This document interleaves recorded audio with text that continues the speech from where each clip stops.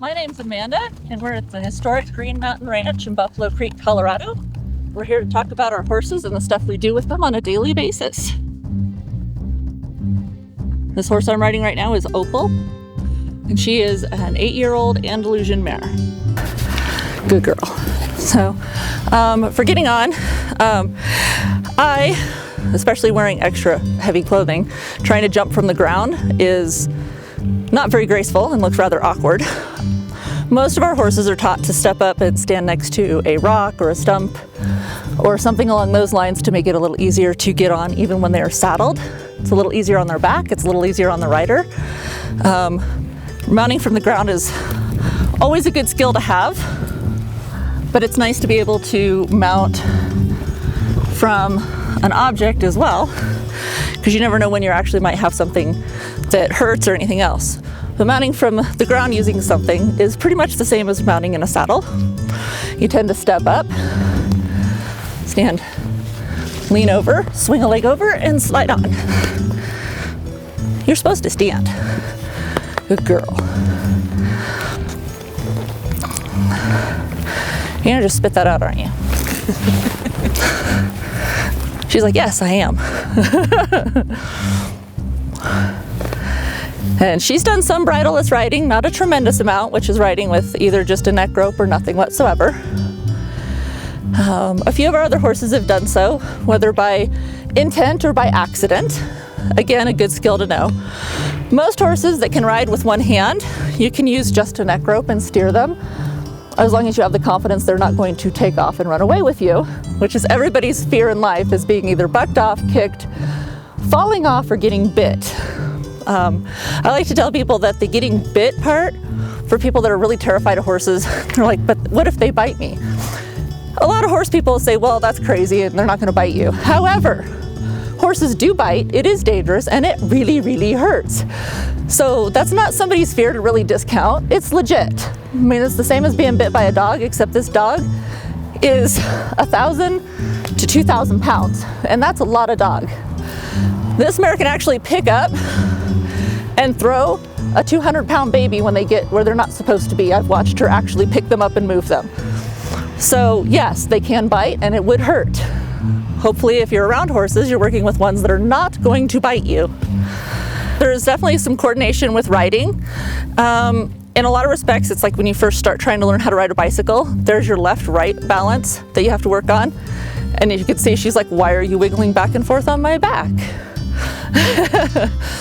Every movement you make, they can feel through their back.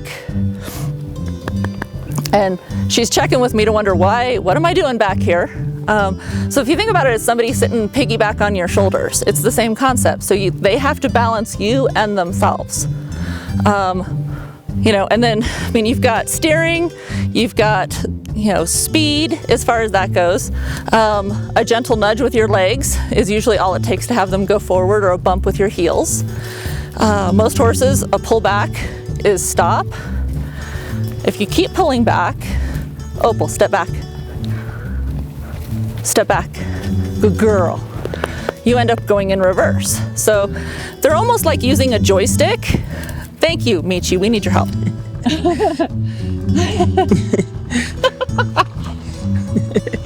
Again with the big dog theory. So that gives you, you know, that joystick effect gives you your left and right. It gives you your stop, it gives you your back up. And if you're forward, that's your go forward with a nudge of your heels. One of the big things that I always tell people when they first start riding, and the thing I notice, the biggest mistake I notice most often, and it's the normal reaction when you're scared, people stop breathing. They literally hold their breath. And you'll finally go, and you notice she got really still when I stopped and held my breath. So they feel even that crazy little bit of not breathing. So the more you breathe and are more relaxed, the more relaxed they tend to get. Let me see if I can get her to, see, she's not as inquisitive. She's like, okay, we're gonna stand here. And she's more relaxed because I kind of changed my position a little bit, sat down a little heavier like I was on a chair. And she's like, okay, you're just casual, we're gonna just munch, which is what I wanted her to do. I would not recommend riding bridleless for somebody who is not familiar with riding or is not very comfortable with their horses, particularly out in a pasture environment with all these other horses. They're still an animal, they're still a wild animal, and if they decide they're leaving, I'll be honest, the rope wouldn't stop her, but neither would a bit if she decided she was going to leave. Back up. Good girl. But as you can see, Opal's listening nicely. She's listening to my seat and to my leg and to the rope a little bit. We have our happy little interference crowd right here, which they're so good at that. Opal. Opal. I know. Come on, sweetheart. But as you can see, turning really isn't an issue. I've got turning, I've got brakes. She looks like the wild pony of the moors with her mane everywhere at the moment.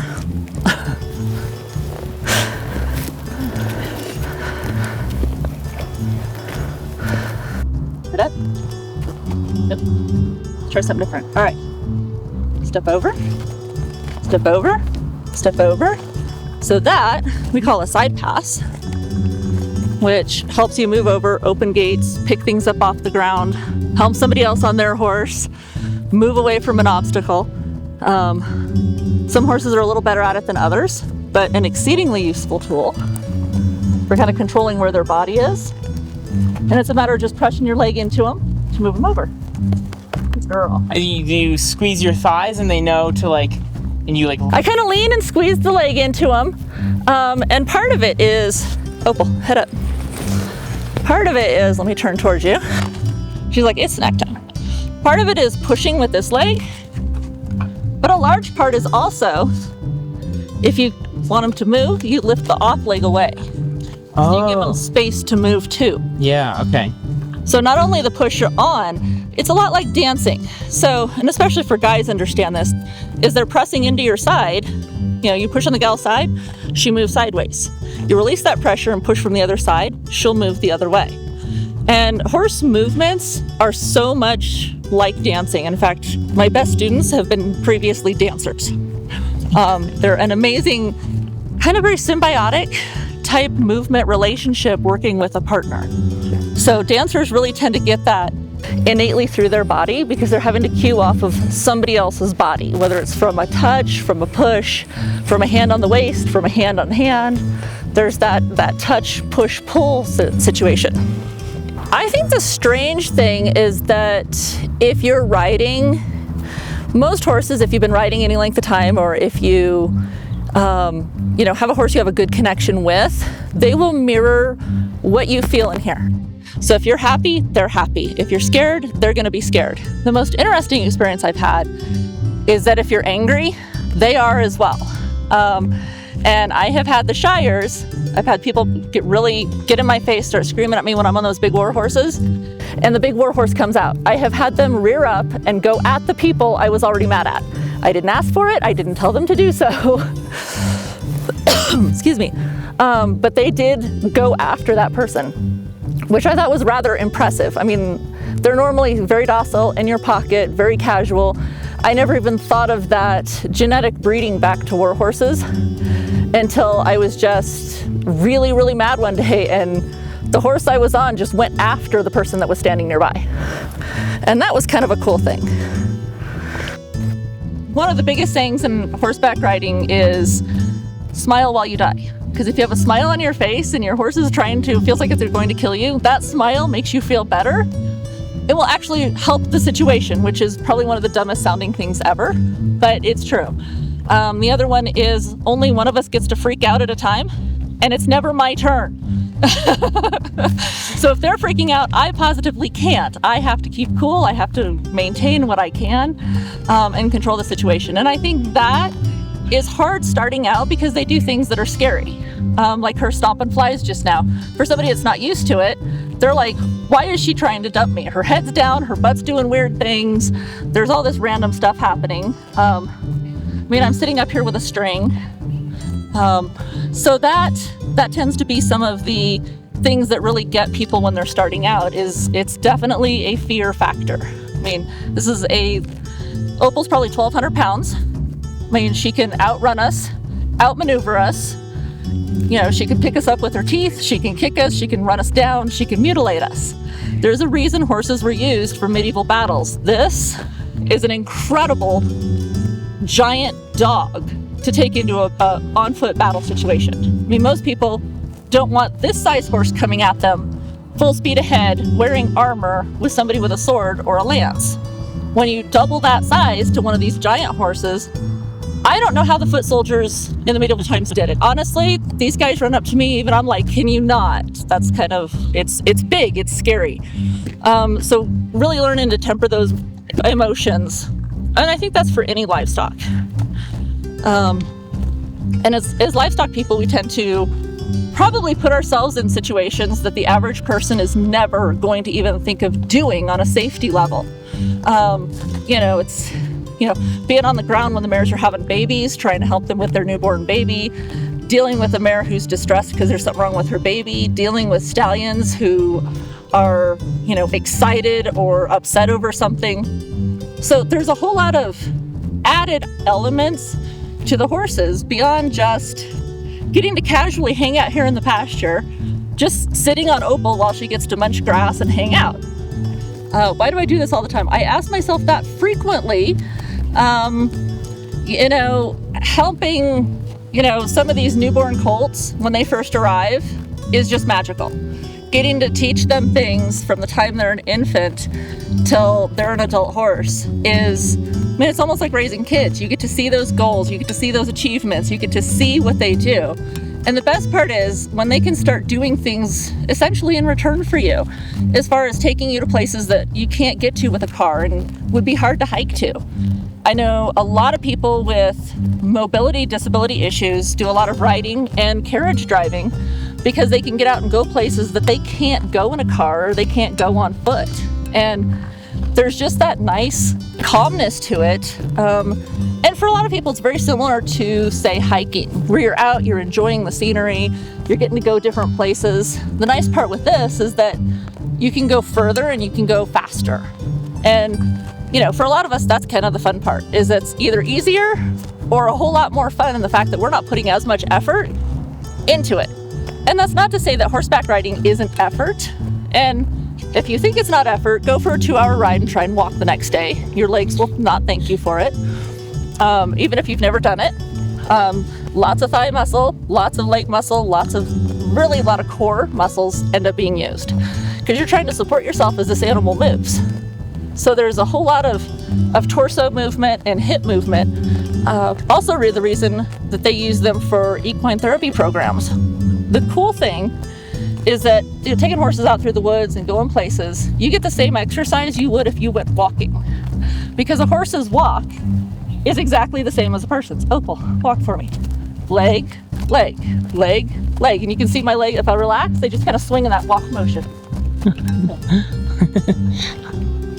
She's not going to be cooperative, but grab a handful of mane, and as you swing your leg over and slide to the ground. My name is Amanda Miller. I'm here at Green Mountain Ranch, which was established in 1895 by my great-great-grandfather. It has been a cattle ranch and horse ranch ever since. And we don't run as many cattle anymore, predominantly horses, and mostly the endangered Shire horses that you see are the giant black horses wandering around. Why this location is because it was 6 miles up the road from my great-great-grandfather's in-laws that he didn't want to live next door to. The elevation here is 8,400 feet. And where we're standing currently, this big open meadow actually used to be a potato field. For growing potatoes, we have a potato field, an old cornfield, and an old hay area, all located within the ranch premises. So these guys are pretty much normal horse care. A lot of people, they do eat a lot more than a regular size horse would. A normal size horse is usually eating in the neighborhood of, depending on the horse, about 10 pounds of feed every day. These guys, especially when they're working, will go up to as much as 100 pounds a day. So if you think of them as the giant bodybuilders, the more they work, the more they eat. And these guys were bred to work. They love it. The more exercise they get, the happier they are. Oh, Glory. Here, step over there and eat or something. She's just like wanting to hang on me and love on me. She's like, well, if I can't eat, I'm going to be in your pocket. We'll let her graze for a minute. So currently, one of her favorites, the grass is very short right now, but it's just coming springtime. And they absolutely adore eating this very fresh, new green grass. And there's actually taller up in the trees. But apparently this salad tastes the best, which is awesome, I guess, if you're eating grass and want your salad. Most of your normal care and brushing tends to be the same. We're still shedding a little bit from springtime. These guys have, people are always surprised, they have giant feet. Glory, may I see this one? So you can see the size of this foot. A normal horse's hoof would literally fit inside this space. We do most of our own custom shoeing. We have a couple of farriers that work with us from time to time to help us out, which we greatly appreciate. One of them, we're lucky enough, is a full-time jouster, so he does metalworking, he does jousting, and he does farrier work, which is super, super cool. I don't need to hold your head up. You're capable. Go eat. The regular horses over here, you can kind of see the difference in size. And they tend to be used here for lessons and, come back here, Glory, in driving and riding. We also offer side saddle lessons for people who are interested in that particular application. One of the cool side facts of side saddle is that both men and women used to ride aside, especially post-war. After the Civil War, it was not uncommon to be seen because of men with leg or hip injuries, and it was easier for them to sit that way.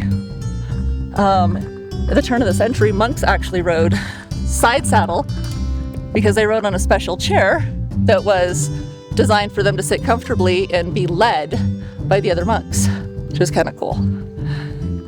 Oh, well, do we need you in our space? This is great. She says, yes, I do. You can kind of see the size difference on these two. Very normal size horse. Very not quite so normal size horse. It's also deceptive with me standing here because I'm 6'1" tall and wearing boots. So I tend to make these guys look smaller than they are in actual reality. I know, we're doing weird stuff. Opal's looking at me like, what are we doing? Michi, please don't eat the camera. That's why this is here. Yes. Good defensive. She is completely fascinated with your camera. I'm glad.